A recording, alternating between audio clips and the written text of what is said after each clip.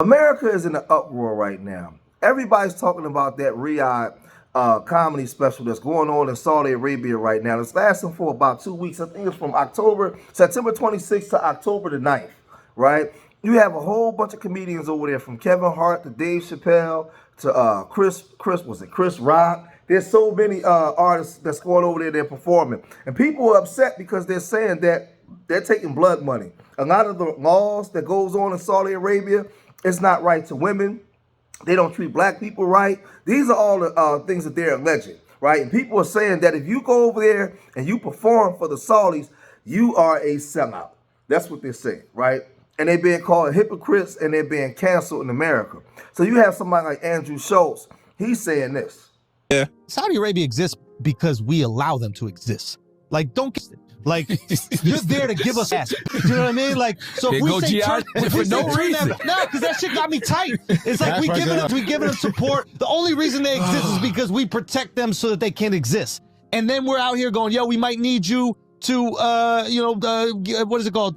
What is it called again? Gas. Increased production of gas. Increased production of gas, because we're hurting over here. And the only reason that you haven't been invaded by everyone is because we make sure you're not invaded by others. Yeah. And you're not going to print any more gas? I'm tired increased production? I'm tired Come on now, yo. You are there because of our kindness. Now, with all that being said, Andrew Schultz took his behind over there and performed. But then you had this man here, David Cross. David Cross has been leading the charge for people who don't want comedians to go over there. And he said, my thoughts on the Riyadh Comedy Festival. I've been asked for my opinion on the Riyadh Comedy Festival. And rather than answer the same question 23 times, I'll just put this out here. Oh, I should preface this with the fact that I was not offered the gig, but if I should go without saying that there's not enough money for me to help these depraved, awful people put a fun face on their crimes against humanity. Here goes.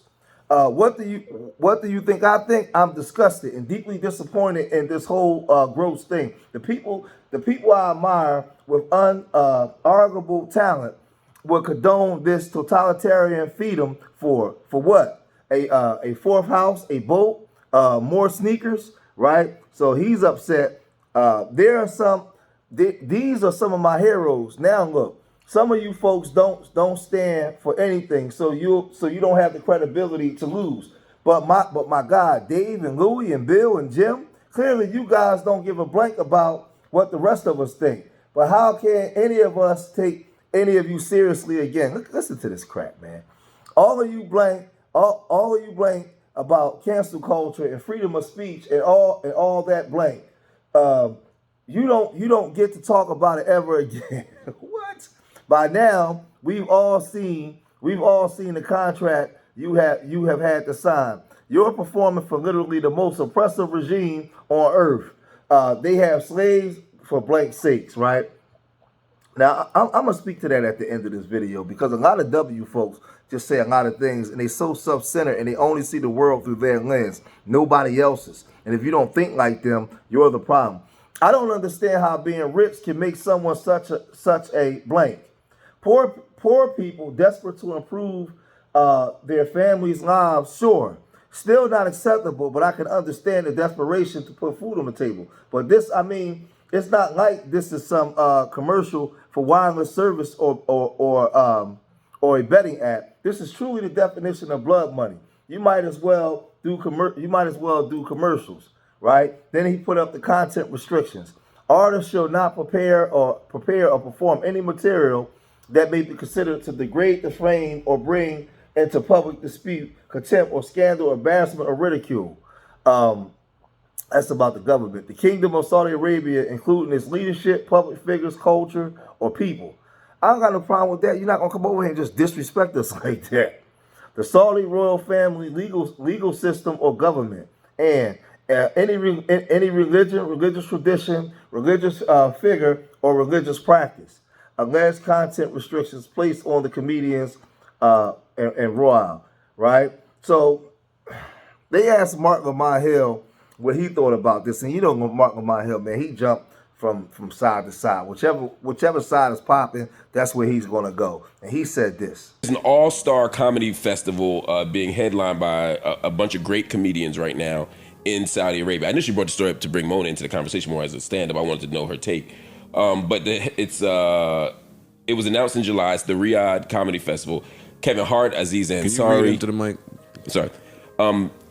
Kevin Hart, Aziz Ansari, Hannibal Buress, Bill Burr, Dave Chappelle, Louis C.K., Whitney Cummings, Pete Davidson. I could go on. I need to go. Jeff Ross, Chris, and there's a lot. Chris Tucker, I was about to say, just so people don't guess wrong. Chris Tucker? Yeah, there's a lot of there's a lot of major comedians going there. There are also many major comedians who are very upset about that. Obviously, Mark Maron, who y'all know, y'all didn't see. Mark Maron will always be upset. Shane Gillis, Zach Woods. They've launched a kind of counter campaign saying, "Y'all are sellouts.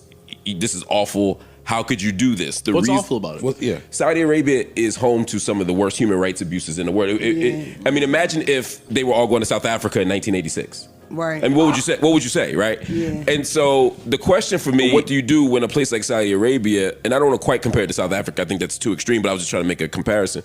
When Saudi Arabia has some of the worst human rights abuses in the world, are they going to the show? It's sponsored by the Saudi Arabian government. No, I'm talking about the people that's on. Are they coming? The government itself perform in the United States. Yeah, but when they laughing, they're not going to want it to. Well, hold on. The same comedians, do they perform in the United States? They do, but I don't think it's the same thing. I don't think it's the same thing. What does it mean to go there? What does it mean to support? I think it's at least a question that we should ask. What I'm saying is that we at least should raise the question when we make decisions about where we're going to work, about what are the moral stakes attached to it. And in the case of Saudi Arabia, it's not just defending Saudi Arabia and we're going to Saudi Arabia. It's that you're being asked to go by the Saudi Arabian government effectively. That's what I'm saying is different. I do have an issue with going to Saudi Arabia. Is there a number they could give you? No. At all? There's no number that I could go to perform in Saudi Arabia. Now, Bill Maher, he did an interview with Louis C.K. and asked him why he's going out there. And he gave his opinion as to why he's going, and he said this. You're going to Saudi Arabia. You're part of this big festival over there. Yes, I mean, what do you think about the fact that we have a schism here in the comedy community? Now, I'm going to throw my cards on the table here. Sure. I have mixed feelings about this, but I basically think it's a great idea to go anywhere like that. Because purists bug me because they think change has to happen overnight. Change doesn't ever happen overnight. No. There are restrictions on what you can say because this is the first time. Yeah. But somebody has to go the first time and do your act. You're not allowed to talk about religion or the royals. Well, royals is the government and religion. Without that, I would have no act. Right. Yeah. I still think people who are doing it are brave, and it's apparently the ones over there are enjoying it. Yes, they're all. When I'm talking to other comedians that have been there, and they've been really surprised by what's going on. There is a woman who's a lesbian and Jewish who did a show there, and she got a standing ovation.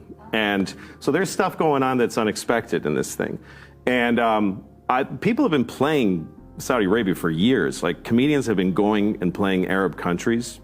There was a film festival there recently. Like it's kind of opened up, but I've always said no to Arab countries doing. I do shows everywhere. Like this show, I'm playing in India, I'm playing in Turkey, I'm playing in Bangkok, Hong Kong, all over the world this year.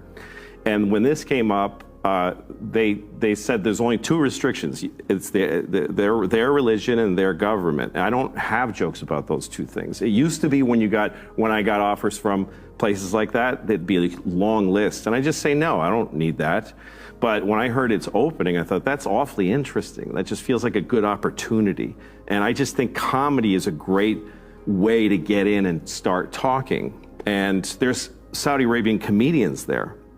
And I'm going to a comedy club in Saudi Arabia the first night I get there to just see what's going on. I love stand-up comedy and I love comedians. So the fact that that's opening up and starting to bud, I want to see it. I want to be part of it. Get to Aries Spears. Now, Aries Spears, he wasn't on the docket at first. He wasn't supposed to be performing. But after some of the comics got cold feet because they was hearing the whispers from people in America and they started dropping out, Aries Spears got the call. And Aries Spears said, much love and respect to the city of Riyadh. Had a blast in Saudi Arabia at the comedy festival. Wonderful people, wonderful time, wonderful cuisine. Like Karl Malone said in The Last Dance, I don't care if you call me last, I got the call. And to all the comics hating back home, do you smell that? That's called hypocrisy. Knock it off. P.S. to all my haters. Yeah, I know. I'm washed up and I fell off. Then he put laughing emojis. So he was getting a lot of pushback to the point where he said something that I 100,000% agree with. Now, I'm not the biggest fan of Aries Spears. I think that he's funny as a comedian, but I'm not the biggest fan. But Aries Spears says something as an FBA Black American that's 1,000% correct. He said this. Yo, what up? It's your boy Aries Spears here. Listen, man, I was trying to wait until after I did the festival to go ahead and post what I'm about to post, because I definitely wanted to address this. First of all, big shout out to Riyadh and the citizens of Saudi Arabia. I had a great time. I love y'all. Thank you for the hospitality. Mwah. Now, back to this. So for all the comedians like Mark Maron, David Cross, and all the people that were giving comics shit because they performed in Saudi Arabia, here's my question. When did America become the moral compass on human decency and human rights? Did we forget 400 years of slavery, the greatest crime against humanity?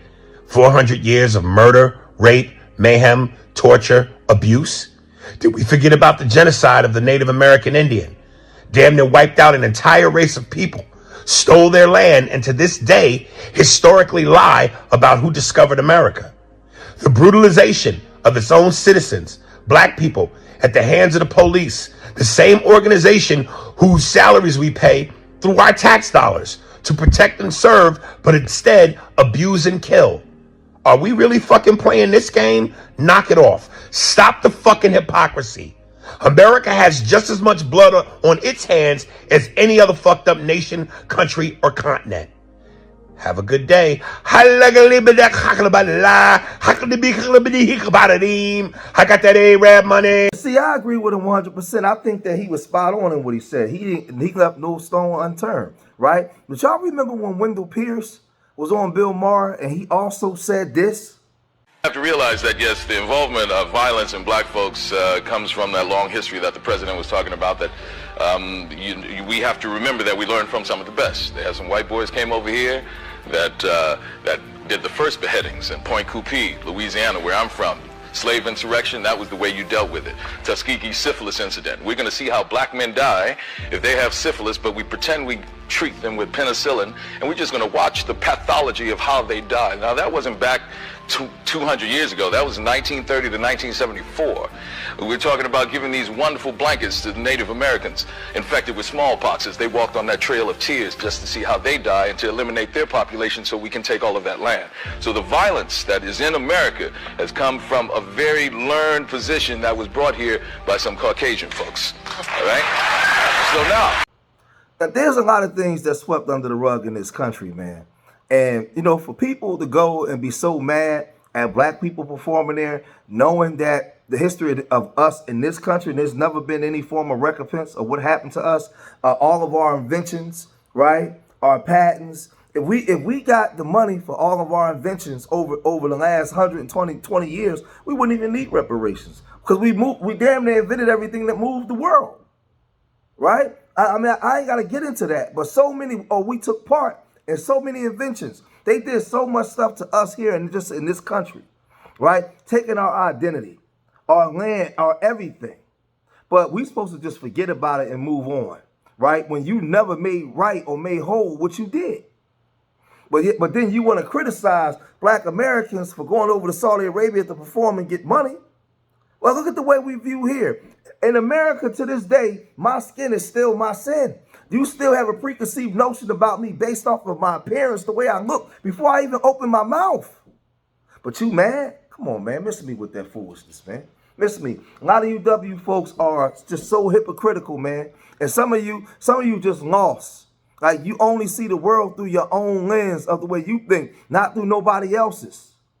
Y'all don't care about the way we feel or what America has done psychologically to us as a people.